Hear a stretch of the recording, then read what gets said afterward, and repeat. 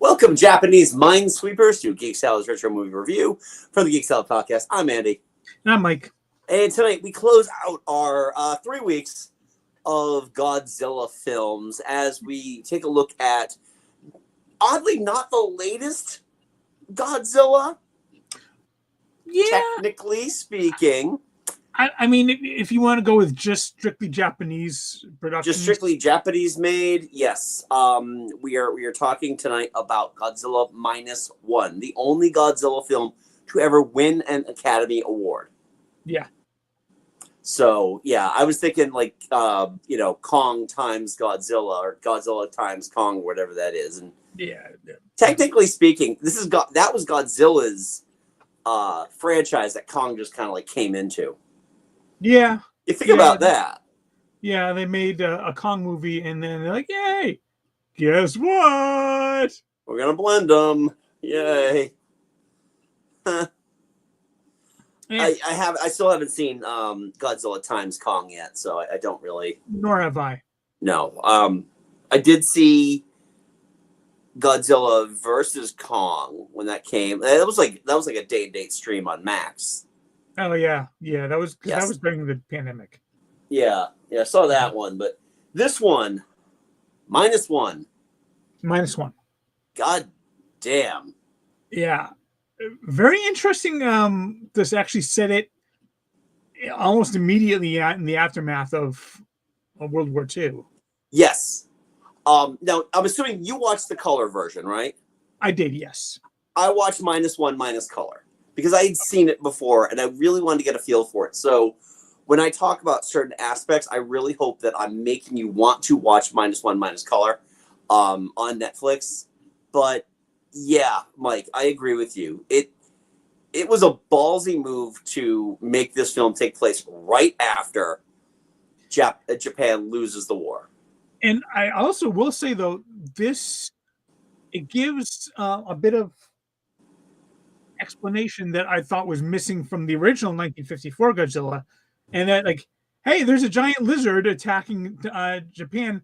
Why doesn't any other country send anybody to help? Right. And this one, they actually it's like, yeah, the United States wants to help, but if they start sending ships, then the USSR is going to get suspicious and we're going to have big problems. Right, we're going to just ignite another war. What I liked about this movie was the fact that they really just hammered in how just disheartening the loss was to the Japanese people who survived. They survived the bombings. They survived all that stuff. So when and I have IMDb up, so I'll attempt to not mispronounce names. But another question. Actually, though, did you watch the dub or the original? I just due to the circumstances of how I have to watch these movies, I always watch the dub. Okay. Yeah. So it was like watching the other two. I had to watch the sub because those were the ones available. Dub was available for this one. I thought that the voice acting was excellent. How about you? What did you do? Did you dub? I watched the original Japanese. Okay. I thought that the voice acting was excellent. It wasn't hammy. Especially in more recent years, the dubbing of especially live action movies has gotten a lot better. Yeah. But as I was saying, like, seeing Shikishima come home and they're furious with him because he didn't die. Yeah. Because he was a kamikaze pilot. And it was like, maybe you could have turned the tide of the war. And seeing that, just how low they were. Yeah, and like when Sumiko was saying like, if all of the kamikaze pilot died, we would have won. It's like, nah, you really. And that's what actually made what was the doc's name? Noda. Okay. Doc. That's what made his speech at the end. It's like, we're too focused on death. We don't want to give up our lives. We're right. We need to fight for the future for us to live. And that was the thing I really liked about this movie. That, you know, when Senji talks to him about that there was, you know, you look at the faces of these people, and it's almost like they're given a second chance. They can save their country. They have the ability to save their country after not being able to accomplish their aims in the war. Yeah. I like that it didn't. I like that they were telling a long form story here. It took years for this to build, and a lot of that I loved. I loved watching kind of that growth between Shikishima and Oishi as their relationship, which is it always seems like they're just keeping each other at arm's length, is maturing. They are a family, and he can acknowledge it because, you know, he's still haunted by failure. Yeah, and like, you know, even like when they're having that last kind of drink before the day, they're like, you know, why didn't you propose? You know that she wanted it. You know you wanted it. He's like, because I'm still fighting the war. Yeah, my war's not done yet. Yeah, and the way this tackled PTSD was freaking amazing. This movie handles a lot of the things that are never addressed in like the Toho Godzilla movies. It doesn't happen. And again, you know, you go in. Oh, what do we got? Sorry, Kurt. I completely been missing your. I mean, the blended Godzilla and King Kong in the '60s. Well, yeah, there's that. Yeah. Oh, yes. All right. Let me talk a little bit about the black and white, the -1 minus color. And he also has this one. He just posted this one. Yeah. Oh, yes. -1 minus color made me feel like I was watching 54. The way that they did the color saturation with it really made it feel like there were certain points of it where the high gloss of the visual effects kind of takes a step back. The things when they when he eats the mine and then they see him regenerating. Yeah. It had like that level of cheapness to it that would not have been out of place in the 54 movie. A lot of the motions, a lot of just the, you know, and I know that it was primarily a CG model, but there were aspects of it that made it look, the black and white really took away a lot of that gloss and made it look like a guy in a suit. Actually, I did look into this on their Wikipedia page. Apparently, the guy who was in charge of converting it over into black and white, he initially wanted to leave the heat blast in color. I'm glad they didn't. Yeah, he wanted to do that, and like the producers were like, no, you're not doing that. Yep. And that was the last thing he did. He died prior to it being released, and they thanked him in their Oscar speech when it won the Academy Award for Visual Effects. As I mentioned, the only Godzilla movie to win an Oscar. The story was fantastic. I felt the overall creature build was phenomenal. Yeah. I mean, there were certain things that you just have to stop questioning. Is he walking on the bottom? Is he walking on the ocean floor? We've proven he isn't doing that. Yes, because they're able to sink him. Yes. So he is swimming. He is swimming, but he's kind of swimming at an upright position. I really like the fact that they show like, oh no, Godzilla wasn't created by the atomic weapons. He was there beforehand. The atomic weapons just made him bigger. Yeah, made him a lot bigger. Yeah, and that was a really cool thing. And I'm sure you noticed that Godzilla got bigger as the years go by. The creature gets bigger. He's treading water. Thank you, Kevin. Yeah, that's what I figured. But you know, you see like the meme of what's Godzilla look like when he's underwater. It's like these gigantically long legs.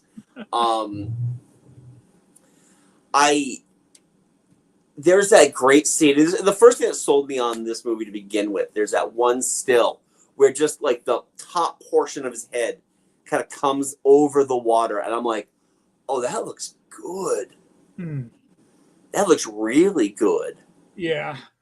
Yeah, just like that, because the most of the time when you see Godzilla, it's just you see the spines above the water and you Yep. just the top of the head. The spines look great. They look. It looked like the thorn forest in Sleeping Beauty. Just the way that they kind of curved inward and everything. And I love how like when he charges up the heat ray, there's like so like you know it's coming and there's nothing you can do to stop it. And in minus color, you really don't lose anything by not seeing the color. The color pop on those. Like, it kind of like brightens up, I'm sure. Yeah, they brighten up. Yeah. The heat ray is phenomenal. Yeah. What a great depiction of it being atomic power. Yeah, there's a mushroom cloud. And then mushroom cloud. Yeah. And it really feels like Godzilla is there to rub it in. Like, there was that one point when he stomps through Tokyo and Shikishima sees him, and I almost expected Godzilla to like turn around and just like and then walk off. And like when he like blasts that city and it's just like the wave of, I'm like I guarantee you that is pretty much what Hiroshima and Nagasaki look and like. That and you can see that in the old nuclear test that they did out in the desert. There is, there's the initial explosion, but then the impact of that explosion creates like the hurricane force winds. Like when you see Oshi just get like tossed. It's just what I really like too about the Godzilla creature build is when he's walking, the Ginza attack had me. Oh yes. Oh, I really wish I had seen this one in the theater. I love it. Like one little detail that especially during that attack, like when he stomps down and then there's like the pavement just kind of cracks up. Yes. I love that. But what I loved about it too is the fact that he is always looking forward. It's just like this soulless monolith that is just moving. Like he doesn't kind of like the way that his feet go. You don't see him bobbing up and down as his legs are moving. He is just walking in a straight line. Yeah. It's almost like, if I didn't know any better, they had swapped out two different things. So like you have the guy in the suit, and then in anything where he has to turn like anywhere from the waist up, that's a computer model because he does have great range of motion. I mean, honestly, he's believably fast. Yeah. Honestly, for the budget that this one had, I would not be at all surprised if they did do just like a guy in a suit and then just CG kind of to make it look more realistic. Yeah. Let's talk about that budget because that is something that for the last year has driven me insane. And it's more of a cinematic discourse than anything else about they made, what was it, like $24 million? According to Wikipedia, no, it's like 10 to 15. 10 to 15 million. Okay, that's US dollars, right? Yeah. And they made a movie that looked phenomenal. Yeah. And it's like, why does Marvel have to spend $200 million for what they have? It's like, let's go to the root as to why this movie is so cheap to make. You can't tell me that the people in the visual effects group who won that Oscar, the people who are making this movie are not horrifically overworked and underpaid for this. I mean, I could tell you all about, film accounting 101. You don't have a ledger in front of you, so you don't know why movies cost what they cost. This movie is the same way. Thank you for attending my TED Talk. Yep, exactly. It's like that scene in the Clerks animated film, animated series, where they go to the Korean animation studio, and they're all like shackled to their thing, and there's a guy whipping them. Work. Bear is driving. How is Bear driving? How could that be? I mean, to be fair, I do think that they probably use a lot of model work and then just use CG kind of to touch it up. Yeah. This But also is the most expensive movie that this studio has made. yeah, it is. It does look phenomenal, though. Right. It looks way better than 15 million. Right. But a part of that is also because there is a lot of human element in this movie, and that is really where this movie shines. The human element of this movie is fantastic. Everybody has a reason for what they're doing and why they are there.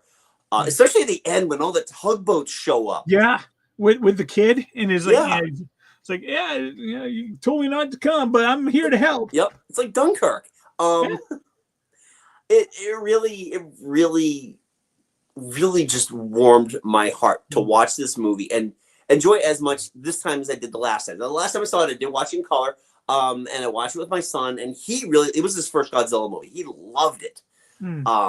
And it was great too, because usually he'd be like, people talking, but it was a really good, because those scenes, the Ginza scene, just like, it really, and the thing is too, I love that they pretty much repeated the like the radio guy, who's reporting on the action, and then they all just die. Yeah.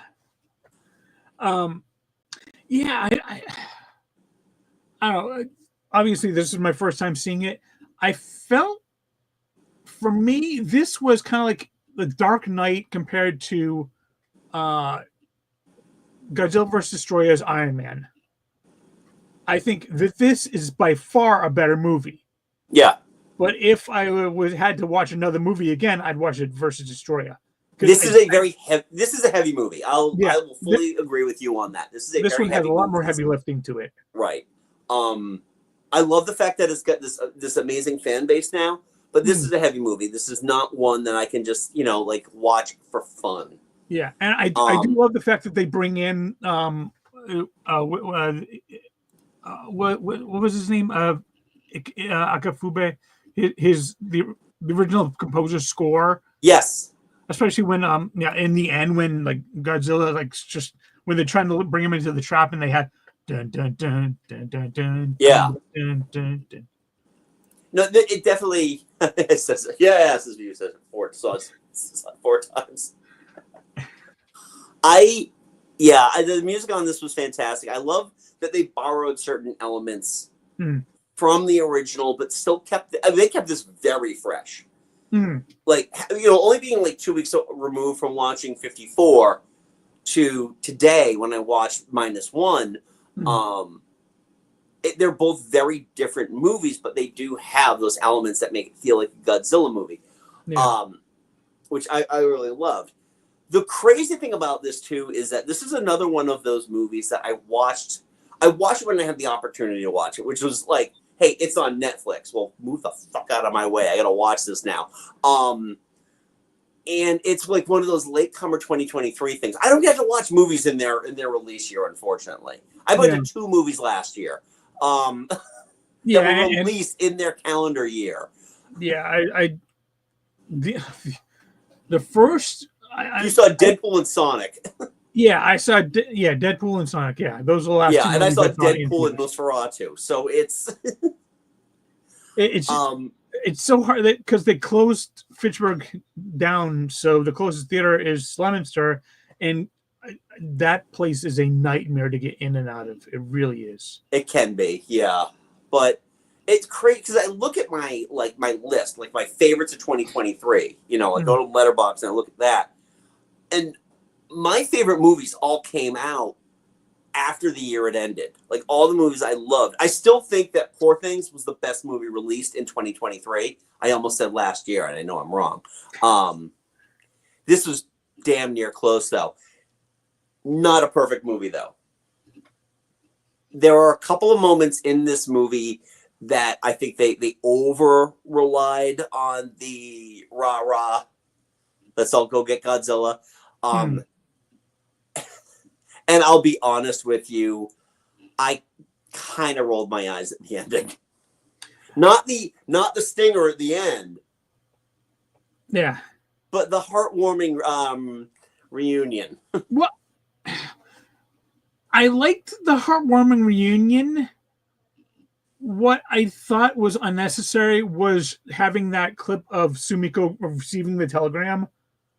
I'm like, that was a scene you did not need. Because if you saw Sumiko at the end with the telegram giving it to him, like that would have been enough. You didn't actually need to see her get the telegram. Right. I don't know. I think it was like, well, how long have you been holding? I think it was more of a like you had to answer. How long have you been holding on to this for? Yeah. You're still mad at me for not dying in the war? Yeah. I mean, all right. They have announced that the same director is doing a sequel. All right. So what do you think that burn on her neck is? I don't know. They show it enough to like, okay, there's something here. The lens moves in enough. Yeah, she's turning into Godzilla. No, because we know that Godzilla's just going to regenerate. We saw that at the very end. Yeah, I don't know. I'm personally, I would love for a sequel to actually kind of take place in the 50s and kind of like be almost a reboot of because this is Godzilla Minus One as in a prequel, and then they go into Godzilla. But maybe, but I don't know, with that kind of scar there. Yeah, and also just going back to like going from -1 to Godzilla 1. She becomes Jet Jaguar. I feel like because I mean the people in 54 had never seen something like Godzilla before. These people have already experienced their own Godzilla. So that's why it would be like kind of like a straight up remake would work.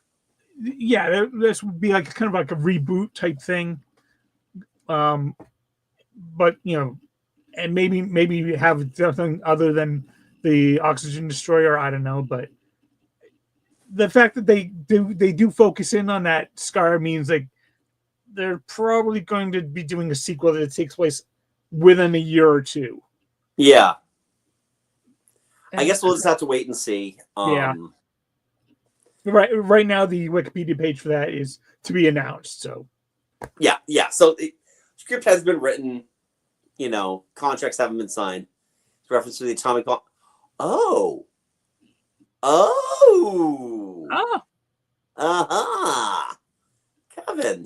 Kevin. I like that. I never realized that, but that's a really good point. Yeah, I thought it was -0, as in like a prequel to the original.